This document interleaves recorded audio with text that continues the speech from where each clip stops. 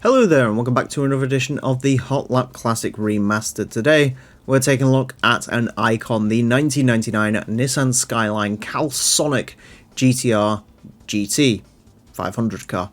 Yeah, that Camaro last time really got me thinking. It did so well being a front-engine rear-wheel drive car. How would it compete against an actual, like, GT500 race car? So here we are. Now I should explain, the GT2 Plus mod actually changes the R34 GT500 cars quite significantly because it changes them from all-wheel drive to rear-wheel drive, using some sort of setup from GT3 to make that work. I don't know how it all works. Either way, what I do know is this is front-engine rear-wheel drive. It still has a ridiculous amount of power, 712 horsepower.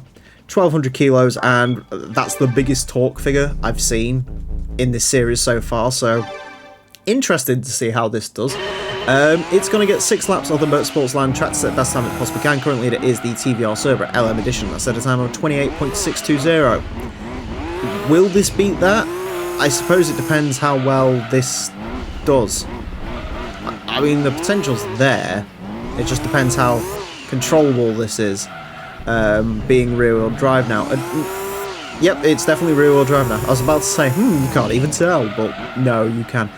I am... Maybe once this series is all said and done, we should try running one of the R34s in its stock all-wheel drive pose and see how it does. Because these were easily the quickest GT500 cars around here before these GTRs. Because they were all-wheel drive, which means they could actually get all 712 horsepowers down on the track. Well as now, obviously being rear-wheel drive, it is going to make them a little bit more, or a little bit harder for them to do that. Admittedly, in this case, this is a much more realistic change because there is no all-wheel drive GT500 cars in real life, at least from this time period. I don't know if, like, the R32 and stuff, sort of, I don't know if GT500 used to be Group A back in the day or something. I've got no idea. My racing history when it comes to Japan is not as good as most people's on the internet. You probably know a lot more than I do about this. In fact, it has beaten the Camaro, by the way. In fact, I'm sure... You know, tell me in the comment section. I did do some research on this car as to where it finished in JGTC. I believe it was 3rd or 4th. The Calsonic Nissan team is, of course, probably the most iconic JGTC team of all time. Recently, it has Calsonic has left the sport, I believe. But this is like up there with like Takatar, NSXs, Castrol Supras, stuff like that, even though Castrol actually... I think they went around the grid, or they had several Castrol sort of teams, because I know there was the Castrol NSX for a while as well, so... I think that was at the same time as the Castrol Toyotas, but still. Yeah, there's several iconic JGTC teams, but I think the Calsonic Nissan team is the most iconic of the bunch. This isn't as nice to drive as that Cerberus was. I never thought I'd say that about a TVR race car being nicer to drive than an actual, like, properly built Nissan race car, but yeah, there you go. I think this has less grip than that does. I also don't think this can quite get the power down as quick. Through the speed traps, it's just not as quick as the Cerberus was. Now, interestingly, 29.675.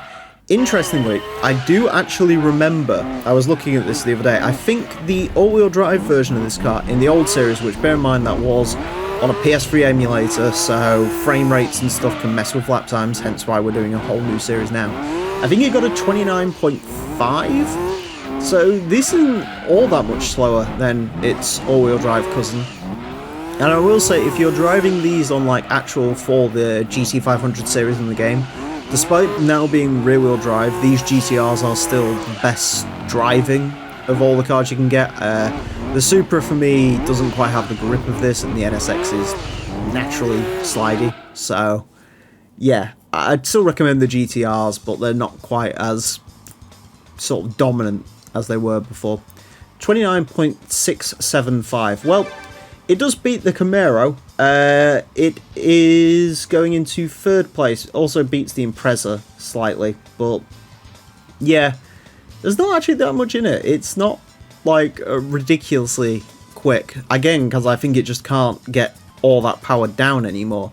And even when it used to be able to get the power down, of course, when you get 700 horsepower, it then becomes the point of it's almost undrivable around the course because you're just constantly on the brakes, accelerating on the brakes, because your brain's trying to keep up with it. It's the reason why people in the old series, and I guess we'll find out with this new series, says some of the Pikes Peak cars probably can be beaten by slightly lesser powered but more controllable race cars. But we'll see how the series progresses in regards to that. And also, this is our first of many, many GT500 cars in this game, and if this R34 doesn't do particularly well, it's okay, because there's like 5 more of these things to run, so something to look forward to. Anyways, that's it for this episode. Thank you all very much for watching. Do hope you've enjoyed. Join me next time, we'll be driving something completely different. Until then, farewell.